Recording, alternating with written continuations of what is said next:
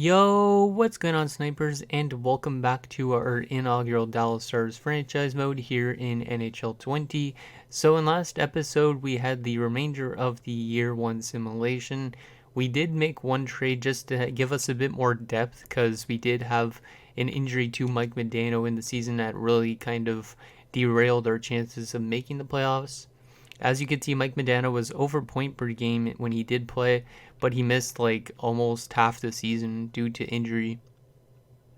We did trade for, where is he on the bottom, I would assume? Yeah, we traded for Mike Stapleton, who ended up coming in and doing his solid job, so I think he might end up being like a fourth liner for us next season, which means we might make some moves here in the offseason depending if we want to or not. So as you can see, he had 3 points in 6 games as a depth guy.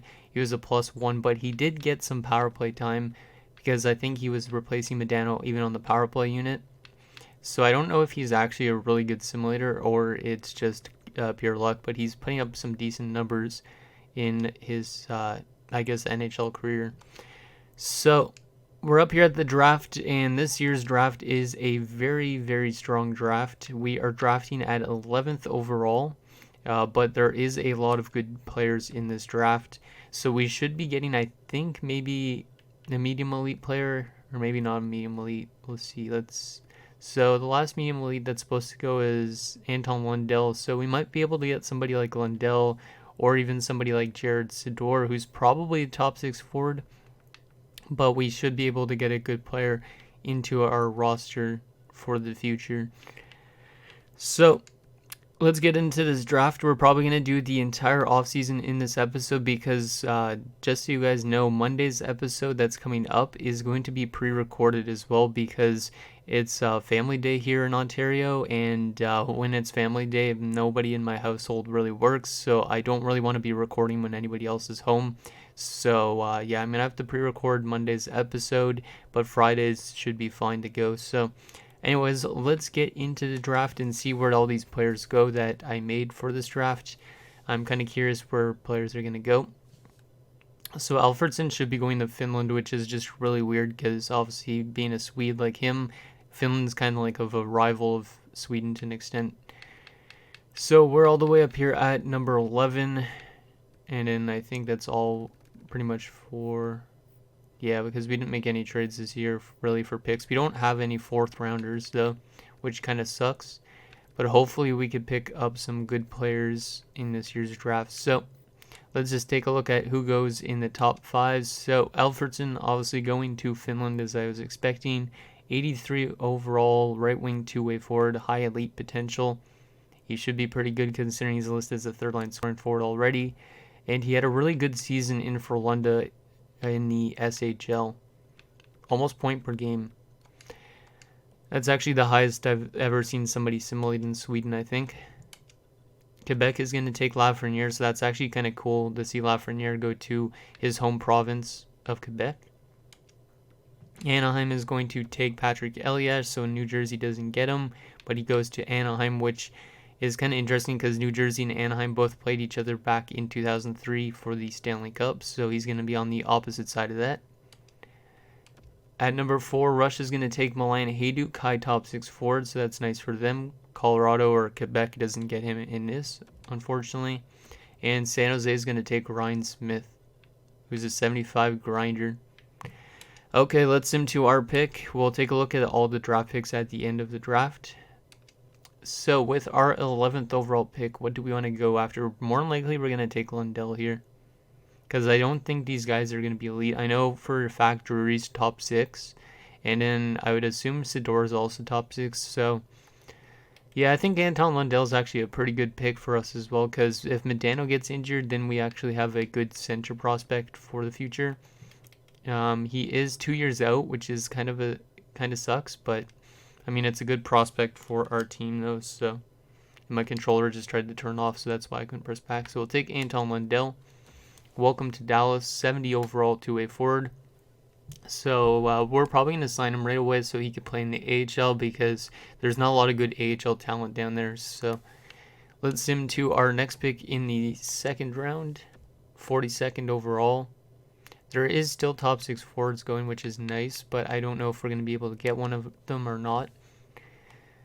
Let's see. So Jose Theodore is still available. He doesn't really, I don't know how good he grows. I made him and Vokun. They both go around this point in time, but there's also, I know, a medium elite goalie for sure if we want to go after one, and that is Nabokov. 74th would probably be in the 3rd round, but I don't know if I want to risk leaving him. You know what? I'm going to risk leaving him for now, but I am going to draft, I think, Thomas Vokun. That way we at least have another goalie prospect. So 2 goalie prospects better than 1. But this guy could be an offensive defenseman. But he's definitely not elite. I know he's definitely not that guy. Likachev is real. Yeah, real guys I don't really like to draft. So Thomas Vokun we're going to draft. Not a lot of right-handed goaltenders as well. So welcome to Dallas, Thomas Vokun. And then we're going to try and take Nabokov with our 3rd rounder. So Vokun is a 67 overall medium starter, so pretty solid. He's a couple years away, and he could also play in the AHL if we want. So with our 3rd round pick, let's see if Nabokov is still available. Dan Kluche is, and yep, Nabokov is still available, and he's listed as a gem, which is kind of cool. How did he actually simulate in Russia? Pretty solid. A good win record, not a great save percentage really, but who knows how good those Russian scorers are. So welcome aboard, Evgeny Nabokov. I know I'm kind of cheating the system because I made all these players, but I would rather have like players that actually were getting ready to make the NHL in the future. So other than guys like this Finley guy, I don't even know who the heck he is. I would rather somebody like Nabokov. Okay, so we don't have a 4th round pick, but let's see what we could get in the 5th round. Okay, so let's go by, we could take this guy maybe, Robert Berglund. I don't know if he's real. Low top 9 forward, 4 years away. And he could end up being just a good AHL player, which is something that could end up being a depth player for us. So Berglund's a 60 sniper, not bad. Maybe a couple years away from making the top 6 of the AHL. I don't know if he's going to be an NHLer or not. Our next pick doesn't look like there's a whole lot more. Let's go by potential. This guy could be elite, but I don't think he is. There's a low elite offensive defenseman. Okay, I'm going to take that because offensive defensemen are usually pretty good. Now, this guy could end up like Olli Rinne or whatever it was that we had in Montreal and not paying out really. But I am going to take Thomas Lindback because he could potentially be something good. Only a 46 overall, but hopefully he ends up being one of those really good low elite defensemen. And our 7th round pick, our final one of the draft. Let's see any other good potential guys still available. A low top 6 forward. I mean, that's better than nothing. So Eli Kessel, welcome aboard. Kind of a weird name. 51 overall, low top 6. So probably not going to make it, but whatever. Okay, so the draft is complete. Let's take a look at where all those players got drafted to. So we're going to go by round and go to the 1st round. So Alfredson in Finland, Eliash in Anaheim, Hayduk in Russia, Ryan Smith in San Jose. Who else do we got? Chris Drury went to Edmonton. Interesting. Who else do we got here? Nobody else in the 1st round. 2nd round wise, any goalies go other than ours? Vokun to us. Jose Theodore also goes to Edmonton. Interesting. Any other goalies that I am missing? Nobody in that round. So Jose Theodore was the next best goalie in that 2nd round. 3rd round, we got Evgeny Nabokov. Dan Kluche goes to Sweden. Anybody else of note? Nobody else in that round, it looks like to me. If I miss anything, I'll probably put something up on screen just so you guys could know. 4th round, Tim Thomas goes to the Philadelphia Flyers. Don't know how Tugi's going to react to that. Marty Turco, who could have been our pick. I should have probably taken Marty Turco just because, but he goes to Germany. Anybody else? I don't think so. 5th round. Damn, there's so much names, it's hard to tell if I actually made any of these guys or not. I don't think so. How about 6th round? Anybody in the 6th round? Doesn't look like it. Yeah, it doesn't look like it. And 7th round. Yeah, it doesn't look like anybody in the 7th round either. So that's where all those guys went. So I don't know if there's anybody that went undrafted. We'll find out, I guess, when we look at free agents and whatnot. But that is our draft. Let's see what we have to re-sign for this year.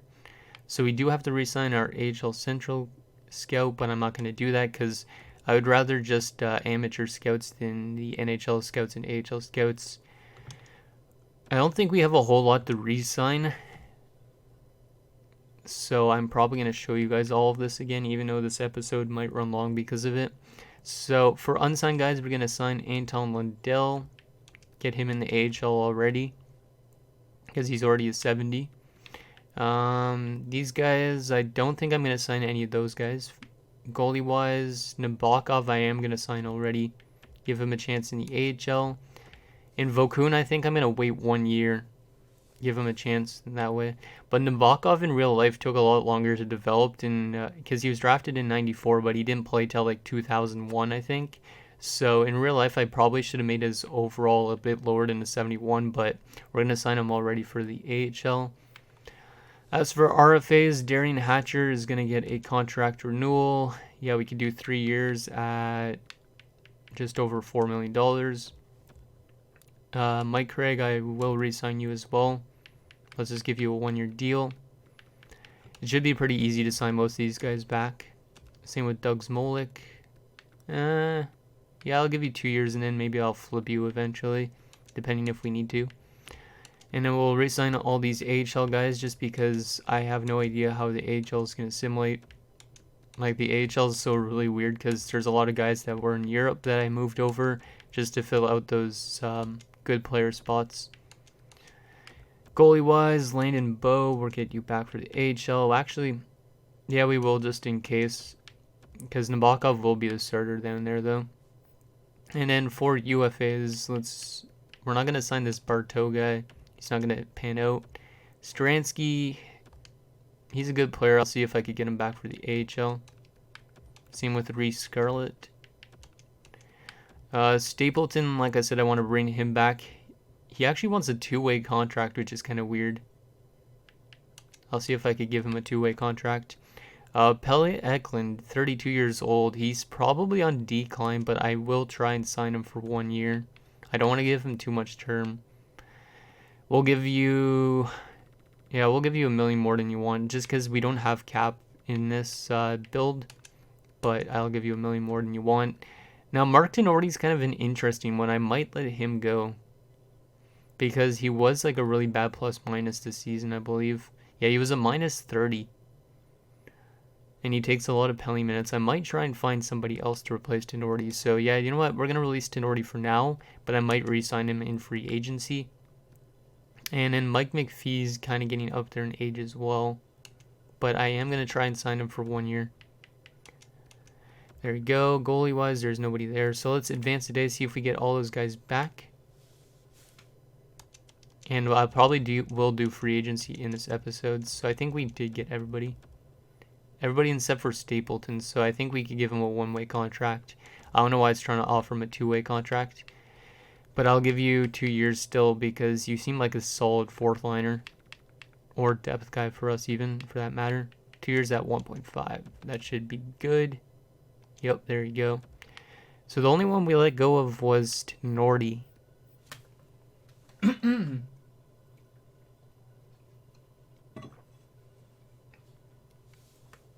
So yeah, the only guy we let go was Tenorti, so we still need another defenseman. I think that's all we really need to sign.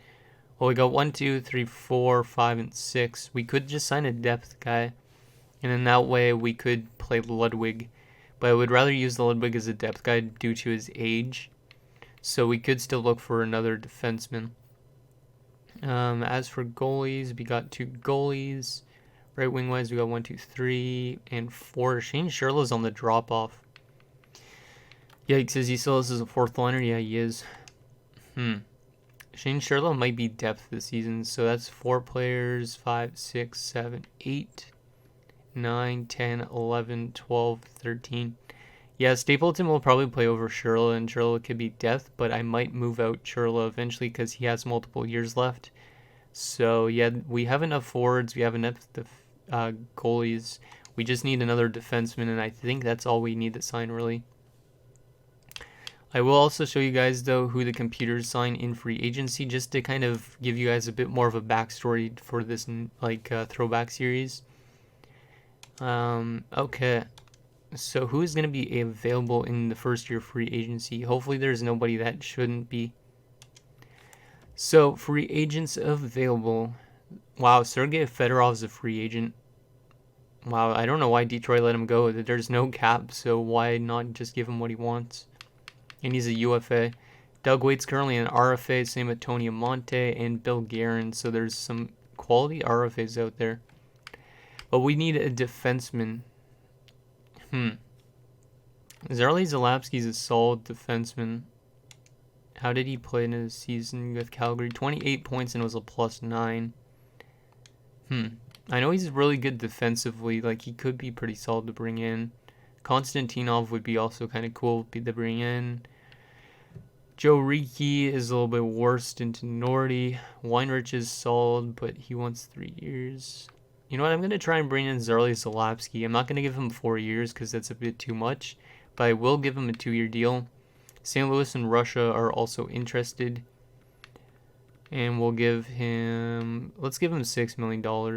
I think that should be good. 2 years at 6. And we don't need anything else. Okay, so if we do get him, I'm going to just go 1 month at a time. And then I will show you guys the free agent signings for the offseason. As well as we're going to look at the trades after each month just to see if there's any offseason deals. No thank you. Don't need to do that. I don't know why teams want my picks in Tanner Kiro. Stapleton and a 4 for a 3rd and a 5th. No thank you. Stapleton's staying here for now. A lot of weird offers. So Zarley Zalapski has signed with us, so that is great. Let's go now to the end of the month, and then we'll see if there's any big signings, like if any of those RFAs got qualified, if there was any trades. It might be a bit of a long episode just because I'm going to go 1 month at a time with this, but let's see what happens. So we'll just leave that. We're not going to make any trades this offseason, and probably not till the start of the season if we need to. But like I said, next episode is going to be pre-recorded. Okay, so a lot of trade suggestions that are weird for Mike Stapleton. I guess a lot of teams know that he's a good player for a 4th line. Hopefully there's some interesting blockbusters that make us be like, what the hell is the team smoking? Because it'd be kind of cool to see somebody like Gretzky get dealt, or Eric Lindros, those type of players, for example. So 1 month of the offseason done. Let's see if there's been any huge signings. We're not going to list them all out, but I will try and scroll through it kind of slowly. So if you guys want to pause the video, you can at that point in time. So let's see if there's been any trades so far in the offseason. So there has been. So Craig Wolanin heads to Toronto for some picks. Zach Delpy heads to Winnipeg. And Craig Berube heads to Montreal for Jeff Finley. Interesting. Okay. How about signings? Tony Twist signs in San Jose. Any big names? But I'll slowly go through this so you guys can see. Nick Kibiro signing in St. Louis. Sheldon Kennedy re-signing in Detroit. Olaf Kolzig re-signed in Washington, but I don't know if he's going to be their backup next season or not. Any big deals? Tommy Soderstrom signed with the Islanders. I think that actually happened in real life. I don't know if he was with the Islanders before the Flyers, but he was in the Flyers, I think, to start this build. I think. So I think he actually did what he did in real life, but I don't know if it was this offseason in real life or not. Dave Taylor signed in Tampa Bay. Anything else interesting? Any guys get qualified? Marty McSorley signs in Toronto. So I guess Jeff Finley was signed and then dealt, which is kind of weird. Brian Trottier signs in Chicago, where he beat them in the Stanley Cup Finals in 1991. Yeah, I think it was in 91. Brian Propp signs in New York. So after leaving Vancouver, or getting traded to Vancouver, he signs in New York. Any other big trades or signings? I mean, Dale Hunter signs in New York, so Washington didn't re-sign Dale Hunter, which is kind of weird. Sean McEachern signs in San Jose. No big signings, it looks like, so far. Jocelyn Lemieux signs in Washington. Guy Carbonneau signs in Czech Republic. Ron Tugnut signs in Ottawa. Hey, he actually played with Ottawa, so that's cool. To see him leave Montreal and then go to Ottawa. I kind of like when that happens, how players sign with teams they actually played for. It just makes it, I don't know, something about it makes my rosters look a lot better than they are. Bob Probert signs in Montreal. Craig McTavish signs in St. Louis, where he actually did play around this point in time, I think. Bill Guerin re-signs in New Jersey, so he doesn't get qualified. Uwe Krupp signs in New York. Mike Gartner signs in Chicago, trying to go for that Stanley Cup, it looks like. Tony Monte re-signs in Chicago.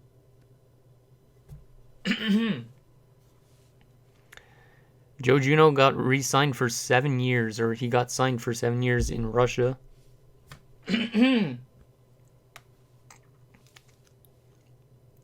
Also, Edmonton re-signing Doug Weight for 6 years. Sergei Fedorov signing in Buffalo. Wow, that is strange. He gets to play with Dominik Hasek, so I mean that team might end up being really well rounded soon. Like now you got two Russians like Fedorov and Mogilny playing together. That's a huge signing for Buffalo. Anything else? Mark Tenorti signed in Pittsburgh, so that's where he went. Konstantinov signs in Quebec, and that is the signing so far. We'll go another month. Hopefully there's not as much signings to go through then, just because this episode's already at probably around 20 minutes.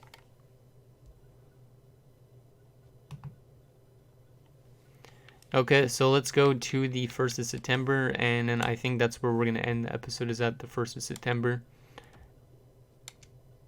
Too much weird trade offers, though. Like, who wants Tanner Kiro? He's a 73.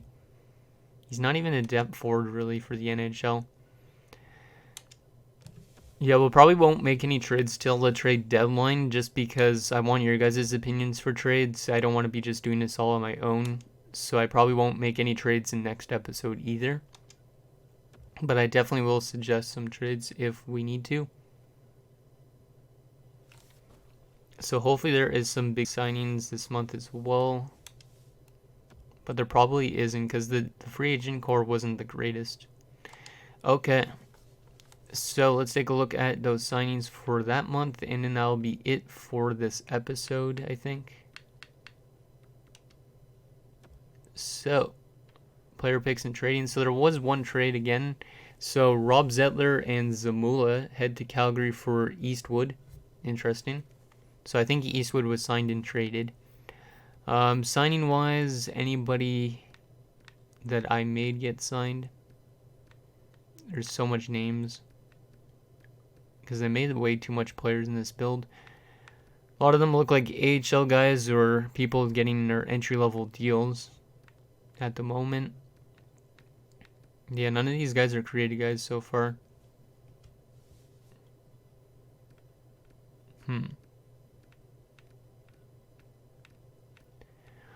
Yeah, a lot of these guys are just AHL players. This is weird. Seeing AHL guys like David Pope, for example, getting signed. And Cole Schneider, too. But a lot of these guys are actually listed as depth forwards, though, which is weird as hell, because they're mostly AHL players, but this build is kind of screwed up in that sense. Wow, it looks like just mostly AHL guys.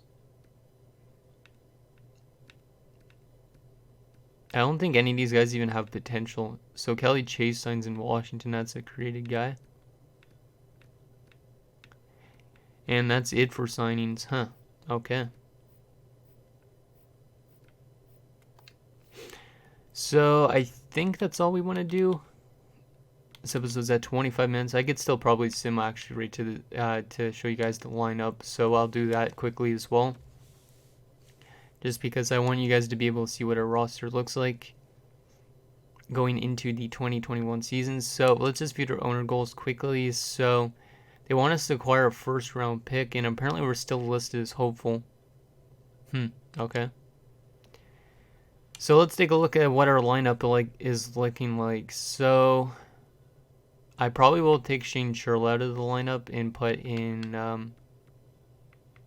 I'll probably put in Stapleton there instead. So let's do that for now. And I think our roster looks still pretty solid. It's a bit weak on terms of this this right wing side. Like Courtnall's really good, but these guys aren't the greatest. I think that's our main hole. Defensively, Grant Ledyard looks like he dropped off a bit, but Hatcher's growing. Zalapski's a nice signing. Our defense looks pretty good, I think. Put Matvichuk in. And then goalie-wise, we look pretty solid as well. Moog, though, is getting old, so we definitely need to hope that Nabokov is going to be ready soon. Wakaluk is our backup still, and Sherla and Ludwig is depth, okay? AHL-wise, let's take a look at our AHL system quickly. So Anton Lundell's going to play some second-line time down there in Texas. And then goalie-wise, we just signed Nabokov. He's going to be our starter down there in the AHL. So anyways, guys, that's going to do it for this episode of our Dallas Stars franchise mode. So in next episode, we will start up the season simulation. Like I said, it'll be pre-recorded. We'll probably go up to the trade deadline in that episode, and then you guys can give me suggestions for trades and all that stuff after that. So let me know what you guys think, and I'll see you guys next time.